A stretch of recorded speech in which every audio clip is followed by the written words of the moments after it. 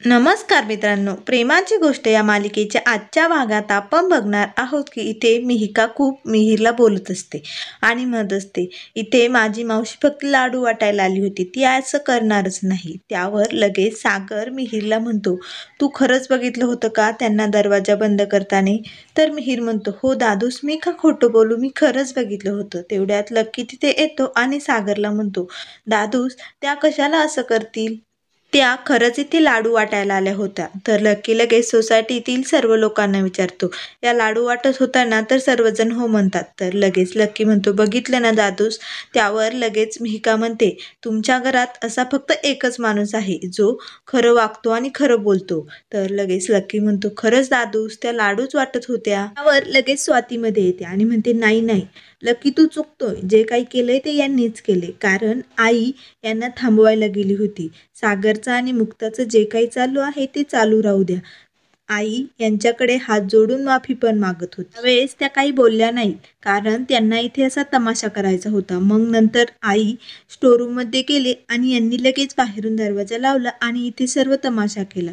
बरं झालं दादा, तुझे सर्व ते गेस्ट गेले होते, नाहीतर केवढा मोठा तमाशा झाला असता त्यांच्यासमोर. त्यावर लगेच मी का म्हणते, मग तुम्ही माझ्या ताईला का घेतलं या सगळ्यामध्ये? तुम्हाला काय करायचं ते करायचं ना. तर लगेच मुक्ता म्हणते, ही माणसे आहेच अशी, फक्त कामापुरती गोड बोलणारी. त्यावर लगेच मिहिका म्हणते, एक भाऊ सतत दुसऱ्यांच्या मागे मागे करत असतो आणि एका भावाला तर कुणाला बरोबर काय बोलायचं हेच कळत नाही. तर हे सर्व ऐकून सागरला खूपच राग येतो. तर लगेच सागर म्हणतो, तुमची लायकी काढायला मला अजिबात वेळ लागणार नाही. तेवढ्यात बाबू काका तिथे येतात आणि म्हणतात, अरे सागर, मिहिर, काय चाललंय तुमचं? इथे आई अशी बेशुद्ध पडली आणि तुम्ही या लोकांबरोबर भांडताय, तिला घरात न्यायचं सोडून. तर लगेच सागर म्हणतो, माझ्या आईला जर काही झालं ना तर सोडणार नाही तुम्हाला एकेकाला, सर्व तुम्हाला खूप महागात पडेल. मग सर्वजण लगेच इंद्राला तिच्या रूममध्ये घेऊन जात असतात. तर इथे मुक्ता तिच्या बाबांना म्हणते, बाबा, मी सईला तिच्या घरी सोडून येते. तर तेवढ्यात लगेच बाबू काका तिथे येतात आणि म्हणतात, तुम्ही सईला इथे घेऊन आलात आणि इथे सर्व हा तमाशा झाला, त्यामुळे सर्वांच्या वतीने मी तुमची माफी मागतो. तुम्ही आता सईला सावनीकडे घेऊन जा. आता आणखीन तमाशा झालेला मला बघवणार नाही. तर लगेच मुक्ता म्हणते, ठीक आहे, मी सईला तिच्या घरी सोडून येते. तर लगेच बाबू काका आतमध्ये येतात. तर आतमध्ये आता इंद्रा शुद्धीवर आलेली असते. तर लगेच सागर इंद्राला म्हणतो, आई, आता तू बरी आहेस ना? तुला बरं वाटतंय ना? हेच तिथे तेवढ्यात मुक्ता सईला घेऊन इंद्राला भेटण्यासाठी आलेली असते. तर लगेच इंद्राला बघितल्यानंतर सई म्हणते, आजी, आणि लगेच इंद्राला मिठी मारते. तर इंद्रा म्हणते, माझी मासोळी, माझी चुन्याची पुडी, अगं बाई सोनपरी, बरं झालंस तू मला भेटायला आली. ती म्हणते, आजी, आता मी तुला सोडून कुठेच जाणार नाही, मी इथेच थांबणार आहे. त्यावर लगेच मुक्ता म्हणते, सई बाळा, असं काय करते? तुला आता जावं लागेल तुझ्या आईकडे. तर लगेच सई म्हणते, ठीक आहे आजी, मी येते, मी परत येईन तुला भेटायला. त्यावर इंद्रा म्हणते, हो बाळा, मला असंच मध्ये भेटायला येत जा बरं का, माझी सोनपरी. असे म्हणून लगेच ती सईच्या कपाळावरती एक पप्पी घेते. लगेच सई म्हणते, आजी, तू पटकन बरी हो, मग मी पुन्हा येईल तुला भेटायला. तर इंद्रालाही खूप वाईट वाटत असते, कारण सई तिथून निघून चाललेली असते. तर लगेच सई सर्वांना बाय बाय करते. मात्र सई सागर आणि इंद्राकडे सारखी मागे वळून बघत असते. तर सागरलाही सई तिथून जात असताना खूप त्रास होत असतो. त्यालाही सई तिथून चालल्यामुळे खूपच वाईट वाटत असते. तर इंद्रा लगेच खूपच रडायला लागते. त्यावर सई म्हणते, आजू, तू रडू नको बरं का, मी पुन्हा येणार आहे ना तुला भेटायला. तर लगेच बाबू काका म्हणतात, हो बाळा, मग आता उशीर झालाय ना, तू जा मग मुक्ता आंटी बरोबर. तर लगेच सईला घेऊन मुक्ता सावनीच्या घरी निघालेली असते. त्यानंतर इकडे मुक्ता सईला घेऊन सावनीकडे आलेली असते. तर लगेच ती सावनीला सांगते की सई खूपच आनंदात होती. तिला आजी, बाबा सर्वजण भेटले. तिने सर्वांबरोबर खूप मस्त दिवाळी साजरी केली, खूप फटाके वाजवले, तिला खूपच आनंद झाला. त्यावर लगेच सावनी म्हणते, बरं झालं, ती कुठे का असना पण ती आनंदात होती ना. आणि आता तर काय, कस्टडीचे थोडेच दिवस राहिलेले आहेत, त्यानंतर ती माझ्याकडेच असणार आहे. लगेच मुक्ता म्हणते, चला मग आता मी निघते. त्यावर लगेच माई तिथे येतात आणि माई म्हणतात, थांबा मुक्ता आंटी, सई खूप हट्ट करते, ती म्हणते मला मुक्ता आंटीकडून गोष्ट ऐकायची आहे.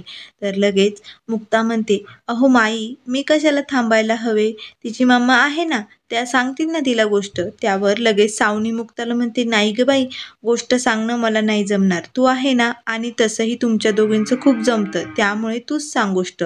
तर सावनी मनाशी म्हणते, आता या मुक्ताला आपल्या बाजूने वळवावंच लागेल, त्यामुळेच आपल्याला सईची कस्टडी मिळेल लवकरात लवकर. तर इकडे आता लकी फोनवर बोलत असतो. लगेच औषधं घ्यायला येतो. तेवढ्यात माधवी तिथे येते आणि म्हणते, कशा आहेत आता त्या, बऱ्या आहेत ना? मला खरंच माहीत नव्हतं त्यांना त्या गोष्टीचा एवढा त्रास होतो म्हणून. पण मी तरी काय करणार, माझ्या मुक्ताला असं खोटी बायको बनवून तिथे उभं केलं होतं, त्यामुळे मला ते बघवलं नाही. मला खूप राग आला होता, त्यामुळे हे सगळं केलं, परंतु मला माफ करा. त्यावर लगेच लक्की म्हणतो, प्लीज आता तुम्ही हे कुणालाही सांगू नका, प्लीज तुम्ही शांत राहा, नाहीतर आमच्या घरात जर हे सर्व कळले ना तर खूपच अवघड होऊन जाईल. त्यामुळे तुम्ही कुणाबरोबरही असं काही बोलू नका. तेवढ्यात लगेच मिहिका तिथे येते. तर माधवी आतमध्ये निघून जाते. तर लगेच मिहिका म्हणते, काय झालं? त्यावर लकी म्हणतो, काय नाही, आता आई एकदम ठीक आहे, तेच सांगत होतो मी यांना. तर लगेच लकी मिहिकाला काहीही सांगत नाही. इकडे सई मुक्ताला म्हणत असते, मी निघताने पप्पाला गुड नाईट पण नाही म्हटले ना, बाय पण नाही केलं, तू रागवला असेल का माझ्यावरती? त्यावर मुक्ता म्हणत असते, नाही ग बाळा, असं काहीही झालेलं नाहीये. तर इथे सागर हा जेवणाला बसलेला असतो, मात्र तो जेवत नसतो. तर स्वाती म्हणते, अरे भाऊ, काय झालंय, जेव ना तू. तर लगेच सागर म्हणतो, नाही, मला जेवायचं नाहीये.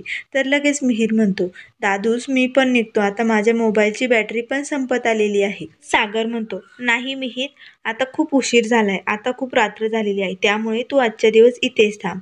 तर लगेच इंदिरा तिच्या रूममधून बाहेर आलेली असते. तर सागर म्हणतो, आई तू का आली रूममधून बाहेर, तुला बरं वाटत नाहीये का? तर लगेच इंदिरा म्हणते, नाही स्वाती, जा बरं, मी एका डब्यात करंज्या करून ठेवल्यात, सईला खूप करंज्या आवडतात ना, दर दिवाळीला मी माझ्या हाताने तिला करंजी भरवायची, माझ्या पदराने तिचं तोंड पुसायचे, मला माझ्या सईची खूप आठवण येते रे, तिला करंजी खूप आवडायची. लकी, तू तिला करंजी नेऊन दे बरं तेवढं. त्यावर लकी म्हणतो, हो, माझं जेवण झालं की मी लगेच जातो. त्यावर सागर म्हणतो, नाही लकी, तू नको जाऊ, मी जातो, माझं काम आहे तिकडे, मी जाईल तिकडे. तर लगेच इंदिरा म्हणते, पण तू नक्की खरंच जाशील ना? त्यावर सागर म्हणतो, हो हो आई, माझं खरंच काम आहे तिथे, मग मी तसाच तिथे जाईल. तर लगेच इंदिरा म्हणते, ठीक आहे, पण नक्की करंजी दे या माझ्या सईला. मग लगेच सागर तिथून बाहेर जातो. इंदिरा स्वातीला म्हणते, हा बघ स्वाती, याच्यातला बाप कसा जागा झाला ते, त्याचं सुद्धा सईवरती खूप प्रेम आहे म्हणूनच तो गेलाय. तर आता इथे मुक्ताने सईला झोपी लावलेलं असतं. तेवढ्यात हर्षवर्धन आणि सावनी सईसाठी खूप गिफ्ट घेऊन येतात आणि लगेच ती डचकून उठते. तर मुक्ता म्हणते, हो असं काय करताय, ती आत्ताच झोपली होती ना. त्यावर हर्षवर्धन म्हणतो, मग त्याला काय होतं, उठू द्या ना, आम्ही तिला गिफ्ट घेऊन आलोय, आता हे गिफ्ट बघून तिची झोपच उडणार आहे. तर लगेच आता हर्षवर्धनने सईसाठी ब्लॅक कलरची फ्रॉक आणलेली असते. तर ती फ्रॉक बघून मुक्ता म्हणते, लहान मुलांसाठी ब्लॅक कलरची फ्रॉक? तर लगेच हर्षवर्धन म्हणतो, हो, सावनीचा आवडतीचा कलर आहे तो. त्यावर लगेच सावनी म्हणते, अरे हर्षवर्धन, तू तिला पिंक कलरचा फ्रॉक आणायला हवा होता. त्यावर मुक्ता म्हणते, नाही, व्हाईट कलर तिला सगळ्यात जास्त आवडतो.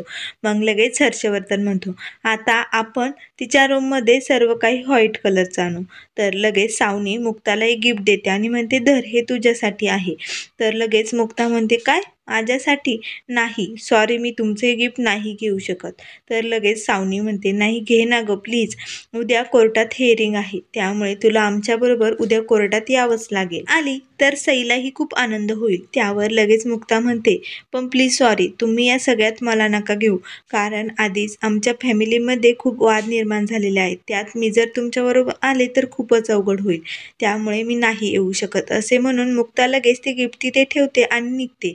तर लगेच सई म्हणते, मुक्ता आंटी, पप्पालाही गुड नाईट सांग बरं का, मी यायच्या वेळेस त्याला बोलले नाही. तर लगेच मुक्ता सईला म्हणते, ठीक आहे बाळा, मी तुझ्या पप्पाला गुड नाईट सांगेल, आता तू झोप बरं का.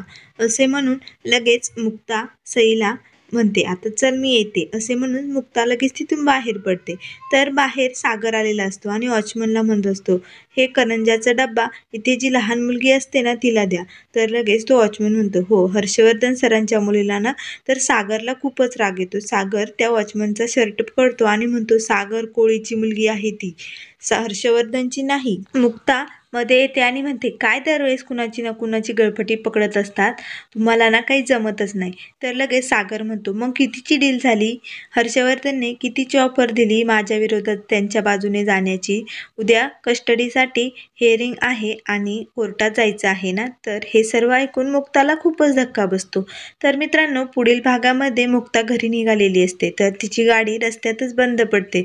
तर पोलीस म्हणतात, तुमची गाडी कशी काय बंद पडली? तर सागर म्हणतो, सवयच असेल, त्यांना गाडीच येत नसेल. तर लगेच मुक्ता म्हणते, मागच्या वेळेस नाही का तुमची गाडी बंद पडली होती? तर लगेच पोलीस म्हणतात, तुम्ही तुमच्या दोघांच्या भांडणात मला नका घेऊ, पण मॅडम तुम्ही जर यांच्याबरोबर गेलात तरच तुम्ही सेफ्टी राहाल, त्यामुळे प्लीज तुम्ही यांच्याबरोबर जा. तर मुक्ता म्हणते, नाही, मी त्यांच्याबरोबर जाणार नाही. तर मित्रांनो, अशाच मालिकेच्या अपडेट पाहण्यासाठी चॅनलला लाईक करा, सबस्क्राईब करा आणि व्हिडिओ पाहिल्याबद्दल धन्यवाद.